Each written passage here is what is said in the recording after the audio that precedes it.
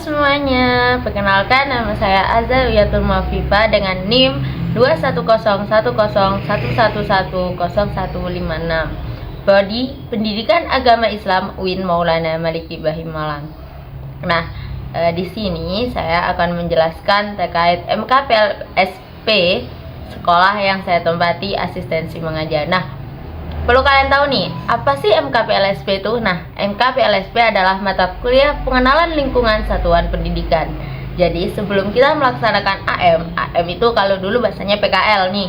Nah, kalau sekarang di UIN untuk kami angkatan 2021 itu namanya AM atau disebut dengan asistensi mengajar. Nah, AM di sini sebelum kita melaksanakan AM kita ada mata kuliah MKPLSP.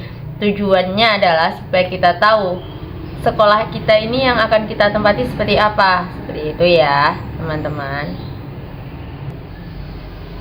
Baik, sebelum kita masuk kepada penjelasan terkait hasil pengamatan ya, bukan penelitian, hasil pengamatan saya selama di mengenal sekolah saya ini, kita harus tahu nih, apa sih nama sekolahnya. Nah, saya alhamdulillah dapat tugas asistensi mengajar di salah satu sekolah di Kota Blitar, bukan di Malang nih.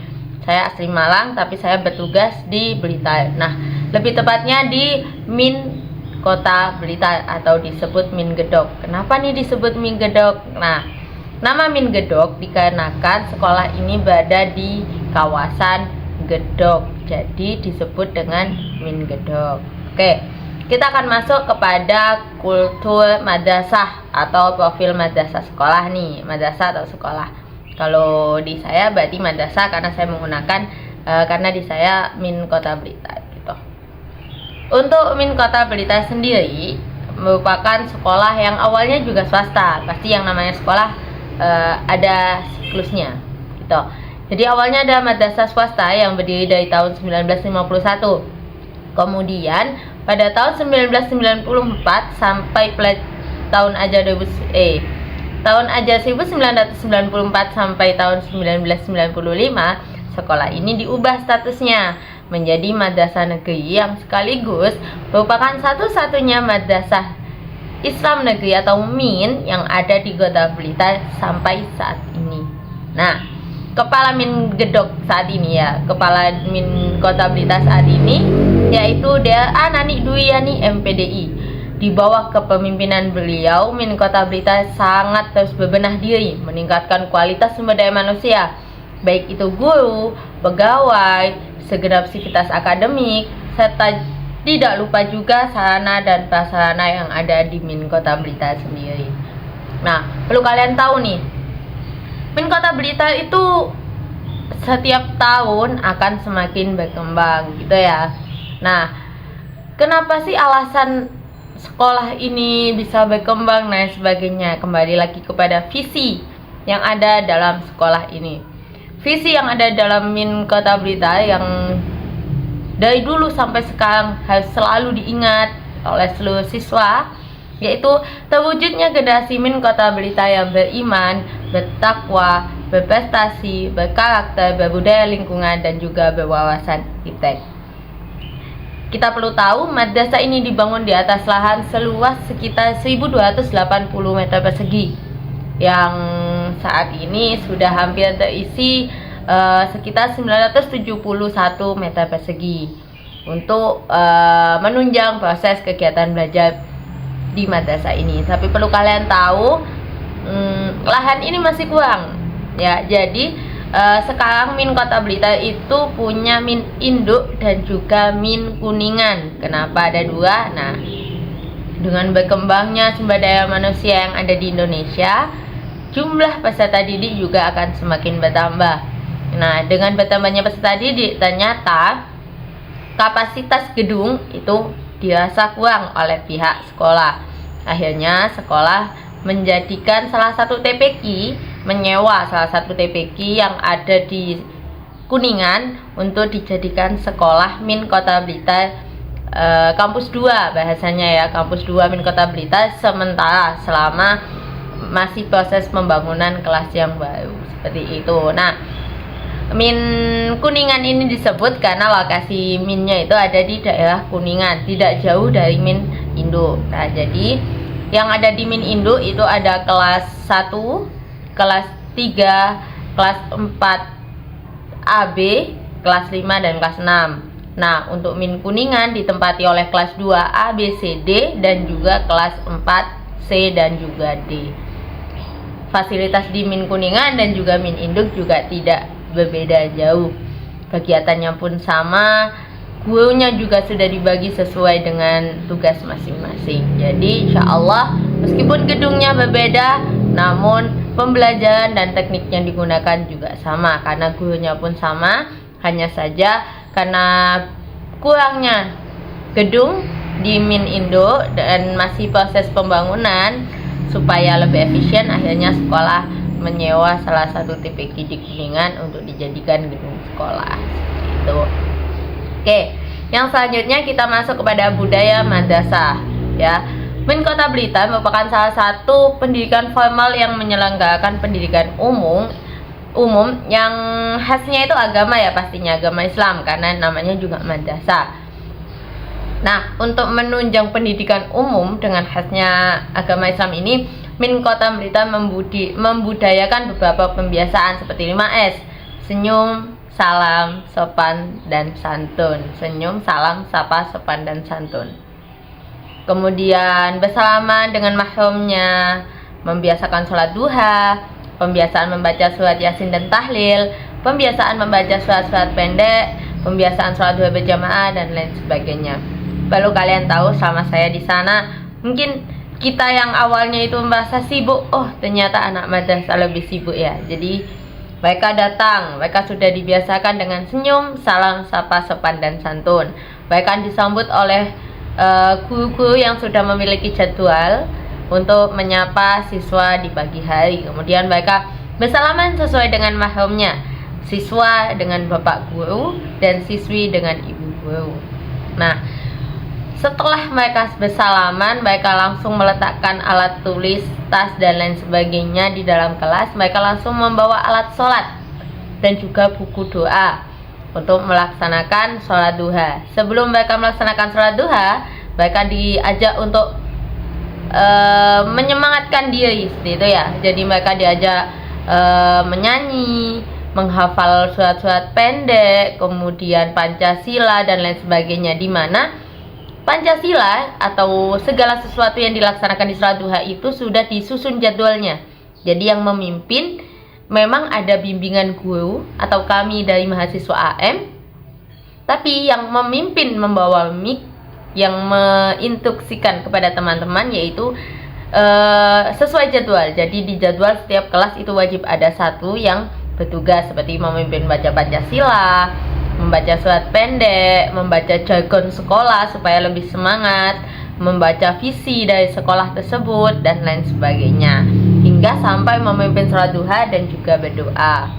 Kemudian untuk pembiasaan Yasin dan tahlil itu dilaksanakan di hari Jumat pagi. Jadi ketika Jumat pagi itu tidak ada sholat duha, tapi membaca surat Yasin dan tahlil di dalam kelas masing-masing yang dipimpin oleh Bapak Ibu guru semuanya yang sudah duduk di hall atau aula sekolah. Untuk pembiasaan sholat duha berjamaah itu dilaksanakan siap sholat duha ya. Jadi mereka akan berjamaah di aula sekolah bersama-sama dengan sistem seperti sholat duha tadi. Semua sudah terjadwal, yang memimpin adalah teman mereka masing-masing untuk melatih kepemimpinan dan keberanian siswa. Baik, yang selanjutnya yaitu refleksi pengamatan. Nah, refleksi pengamatan di sini ya, kalau dari saya sendiri, berdasarkan dari observasi yang telah saya lakukan terkait kultur madrasah di Min Kota Blitar, kualitas SDM guru sudah memenuhi kualifikasi, di mana seluruh guru Min Kota Blitar itu sudah PNS dan sudah sertifikasi. Dari pengalaman yang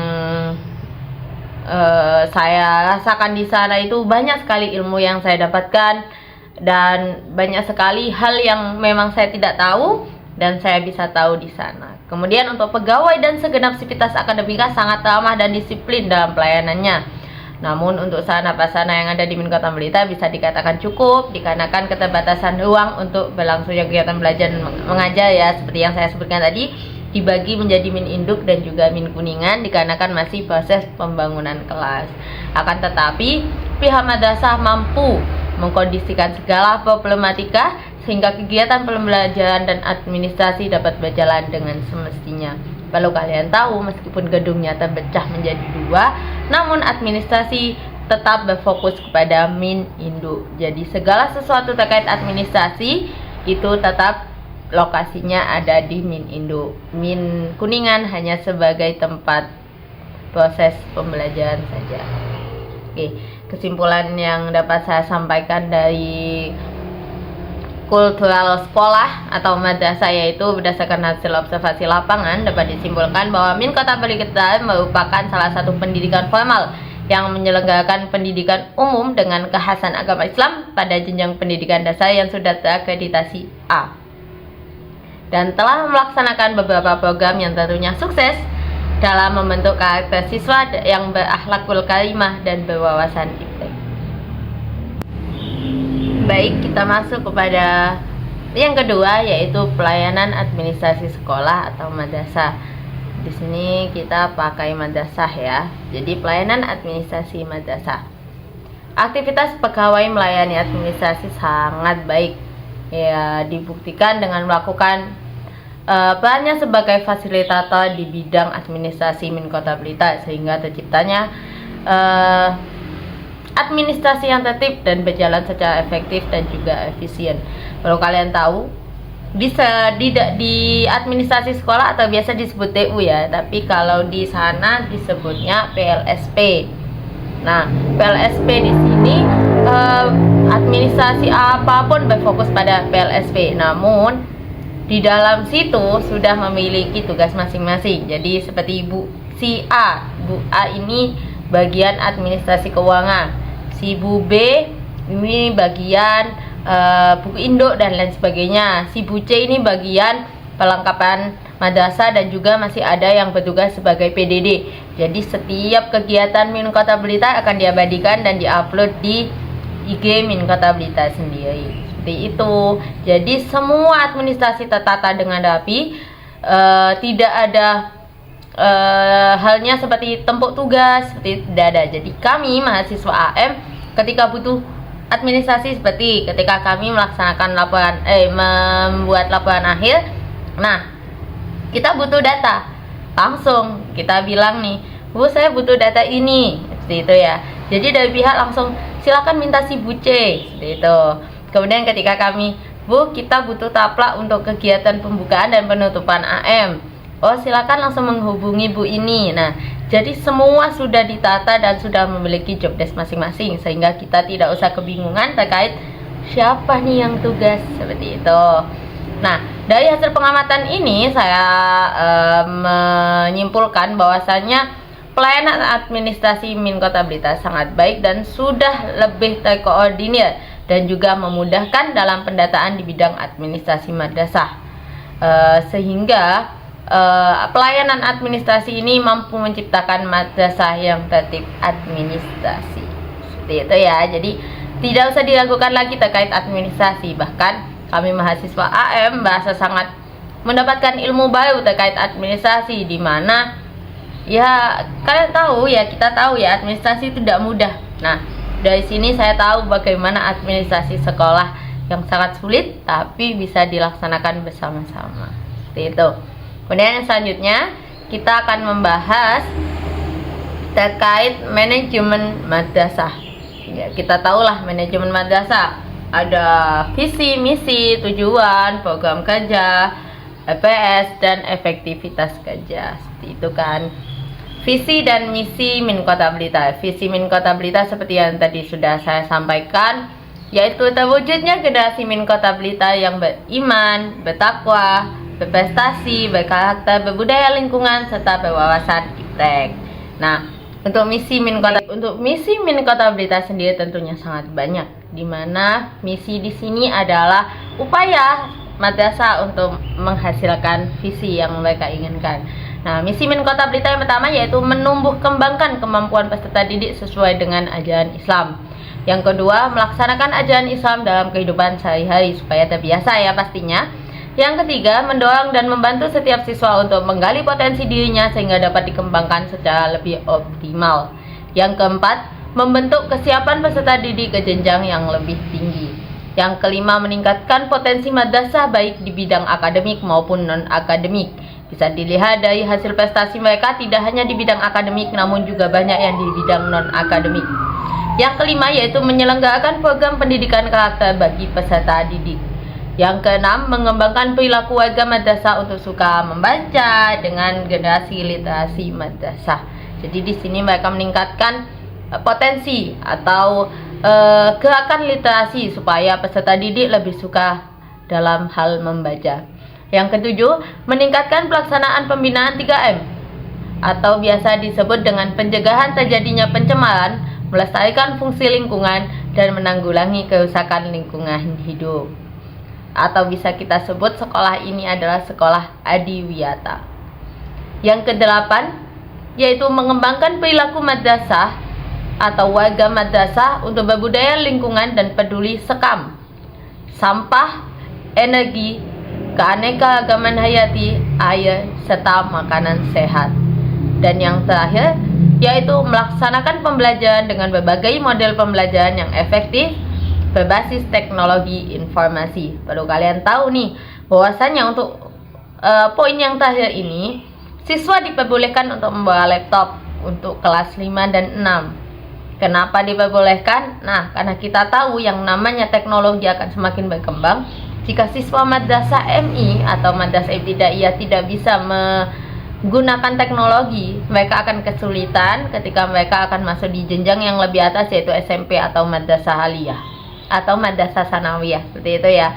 Jadi sekolah akan berusaha untuk meningkatkan teknologi yang mereka bisa dalam hal pembelajaran supaya lebih efektif dan bisa menjangkau perkembangan teknologi di zaman sekarang. Baik, yang selanjutnya kita masuk kepada observasi pelaksanaan pembelajaran dan perangkat pembelajaran. Nah, ini penting banget nih, karena kita sebagai pendidik kita harus mengerti gimana sih pelaksanaan pembelajaran yang ada di sekolah itu, supaya kita ketika masuk di situ kita juga sudah tahu dan bisa mengimbangi. Oh, kita harus seperti apa gitu. Baik, yang pertama yaitu telah kurikulum dan silabus. Nah, untuk kesesuaian ATP atau silabus yang digunakan di Kota Blitar sudah sesuai dengan SK atau KD yang berlaku atau yang ditetapkan, yaitu sesuai dengan kurikulum K13 dan juga kurikulum Merdeka. Perlu kalian tahu, di Kota Blitar itu di kelas 1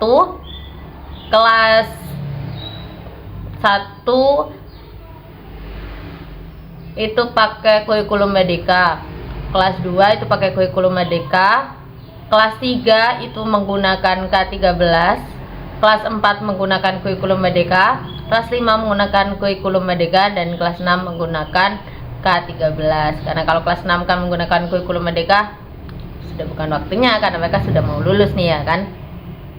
Kemudian untuk indikator dengan CPTP, kesesuaian materi dengan CP dan TP, kesesuaian pengalaman belajar dengan konteks latar belakang siswa, kesesuaian alokasi waktu dengan cakupan materi, kesesuaian sumber media dan juga materi, itu sangat sudah diperhatikan oleh semua guru, di mana dibuktikan dengan tidak ada yang namanya guru jam molor. Jadi waktu 2 JP, 2 jam pelajaran gitu ya bahasanya kalau di kami, 2 JP. Ya sudah, kita melaksanakan 2 JP, tidak lebih tidak kurang. Bahkan kami yang mahasiswa AM, biasanya kita masih latihan nih, kita juga masih perlu mengambil video, tapi kita harus dilatih untuk sesuai situ. Jadi waktu 2 jam pelajaran, maka kita harus menyelesaikan dalam waktu 2 jam pelajaran, dimana tantangannya adalah kita harus mulai mengajak siswa untuk kondusif dalam kelas, masih mengajarkan menjelaskan materi, kemudian masih memberikan tugas kelompok, memberikan tugas individu, masih ice breaking. Jadi semua itu harus selesai dalam waktu 2 jam pelajaran. Tidak ada yang namanya nanti dikumpulkan di kantor ya ketika pulang sekolah, itu tidak ada. Jadi semua diselesaikan pada waktu jam pelajaran saja, seperti itu. Dan untuk kesesuaian dengan latar belakang siswa, gue akan sepengetahuan saya, jadi gue di Min Kota Blitar itu sudah membentuk kelompok di dalam kelas itu. Jadi yang visual siapa, yang auditor siapa, seperti itu. Jadi yang kinestetik pun disendirikan. Jadi kinestetik sudah disendirikan semua. Nah, ketika guru itu akan memberikan tugas sesuai dengan kemampuan mereka, ya mereka akan berkelompok dengan itu. Namun ketika seperti saya waktu itu memberikan tugas yang saya membutuhkan 3 aspek itu. Nah, ketika kami membutuhkan 3 aspek itu, kita sangat mudah untuk membagi. Jadi kita ambil dari visual 2, dari kinestetik 2, dari audio 2. Nah, kita jadikan satu kelompok. Nah, itu akan mempermudah kita karena guru sudah memiliki data dan kita lebih mudah dong untuk mengetahui karakter siswa kita seperti apa. Itu. Nah, selanjutnya kita akan menuju ke telaah perangkat pembelajaran. Kita bisa tahu ya, ada perumusan indikator, kemudian pemilihan dan organisasi materi, kemudian masih ada juga seperti kalau bisa disebut seperti model pembelajarannya seperti apa, skenario-nya nanti seperti apa. Nah, perlu kalian tahu. Kita sebagai mahasiswa AM ya, kita dilatih untuk menjadi guru yang sebenarnya gitu. Saya sempat loh merasa kayak, ya Allah capek ya jadi guru, ternyata seperti ini.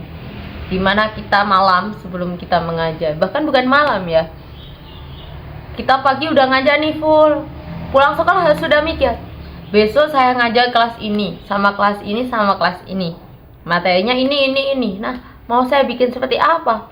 Konsepnya seperti apa? Nah, kita diminta untuk membuat modul dan juga LPP kan. Untuk kurikulum merdeka kita menggunakan modul, untuk K13 kita menggunakan LPP. Nah, kita di situ harus mikir nih, medianya seperti apa, metode yang kita gunakan seperti apa, nanti ice breakingnya seperti apa. Kita itu lebih ke active learning atau student center learning atau pemberdayaan siswa, kita harus tahu dan kita harus memikirkan itu. Belum juga kita harus yang namanya memikirkan perangkat pembelajaran nih atau bahan ajar. Jadi kita pakai PPTK atau kita pakai video atau kita mau menggunakan sebuah media yang kita buat. Seperti waktu itu saya membuat sebuah media Triangle Sejarah karena waktu itu saya mengajar sejarah kebudayaan Islam. Nah, apa sih fungsinya Triangle Sejarah? Nah, ini akan mempermudah kita ketika sudah menjelaskan lewat PPT, sudah lewat video. Nah, kita akan tahu pemahaman siswa dengan bahan ajar saya yaitu Triangle Sejarah. Di situ mereka akan lebih paham karena di situ juga disediakan gambar dan juga pertanyaan yang ada di dalamnya. Seperti itu.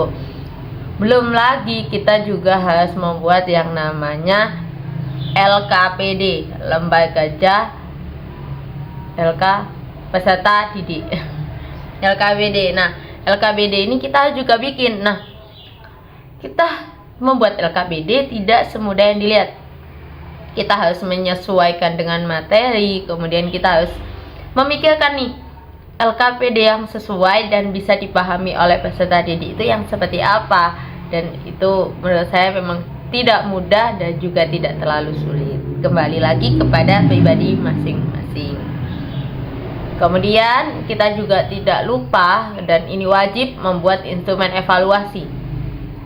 Kita membuat instrumen evaluasi pastinya ya jumlah butir soal, rumusan soal, isi-isi seperti itu kan. Tapi menurut saya yang sulit adalah ketika kita membuat soal yang memiliki bahasanya apa? Tingkatan masing-masing. Ada mods, ada lots, dan juga hots.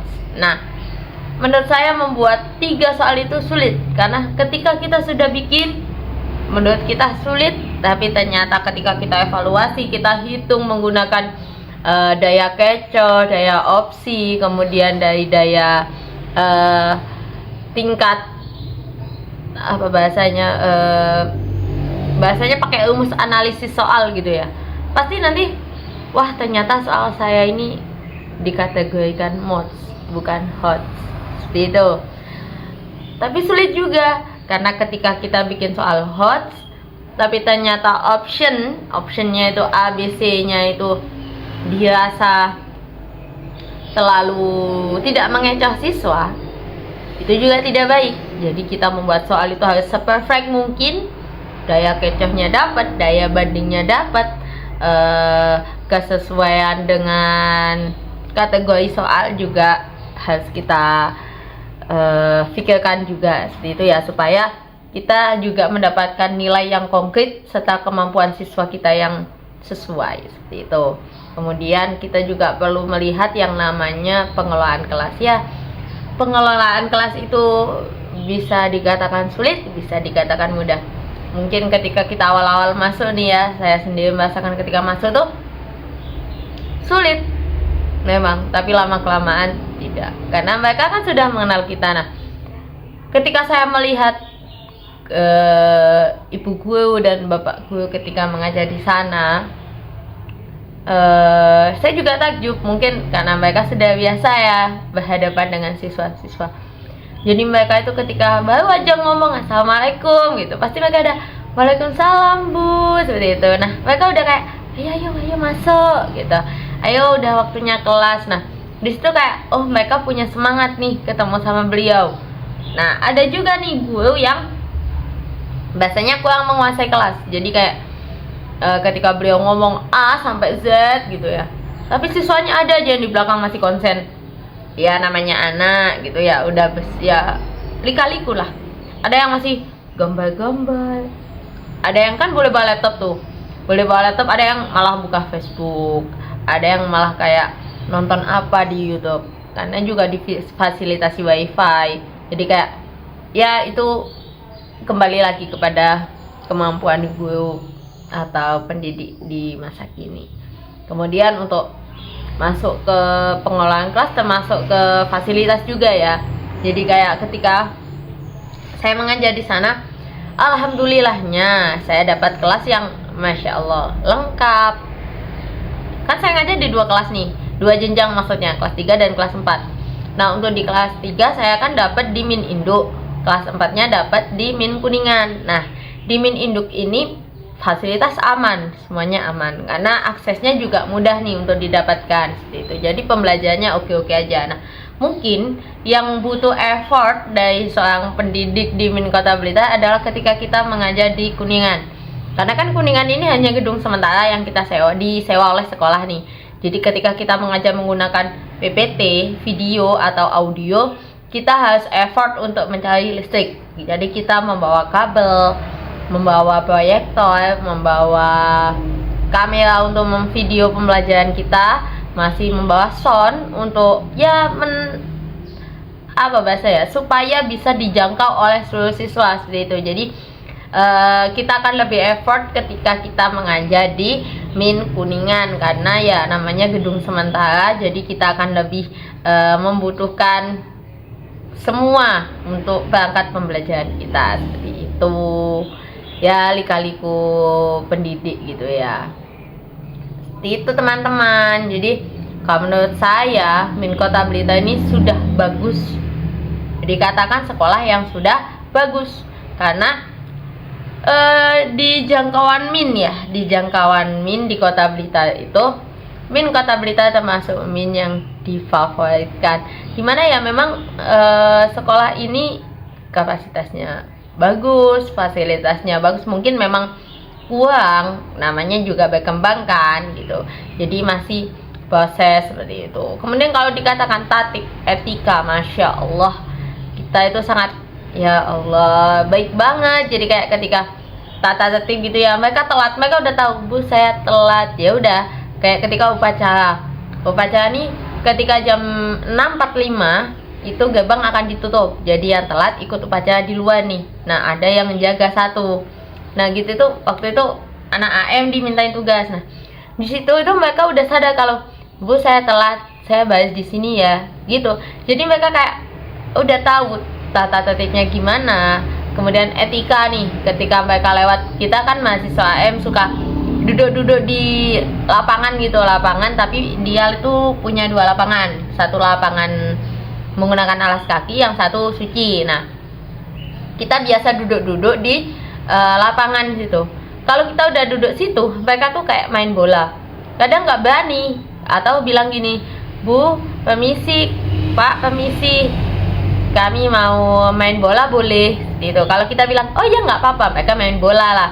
Tapi kalau kita bilang, jangan, kan ada bapak ibu guru di sana, gitu, mereka udah, oh iya Bu, ya udah, mereka udah nggak ada yang main di situ. Jadi kayak menurut saya mereka sangat sopan sekali kepada kami. Bahkan kami kan bukan gurunya mereka asli gitu ya, kami hanya mahasiswa AM, mahasiswa yang hanya mengajar 3-4 bulan di sana, tapi mereka Masya Allah sangat memiliki etika yang baik. Jadi menurut saya itu rangkuman atau presentasi yang dapat saya sampaikan terkait pengenalan lingkungan Satuan Pendidikan di MIN Kota Blitar yang saya tempati asistensi mengajar. Semoga apa yang saya sampaikan membawa informasi yang baik serta bermanfaat bagi kita semua baik saya yang melaksanakan maupun kalian-kalian yang mendengarkan. Terima kasih. Sekian, wassalamualaikum warahmatullahi wabarakatuh.